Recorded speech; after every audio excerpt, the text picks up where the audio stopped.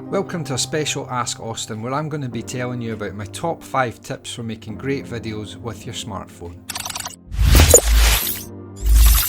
At 5, stability. Make sure your footage is stable. If you don't want to use a tripod or a gimbal, use both your hands to make sure your phone is completely steady. Use the right orientation. Shoot your video for the way it's going to be viewed. So if your video is for Facebook or Instagram feed, best to shoot horizontal or in landscape mode.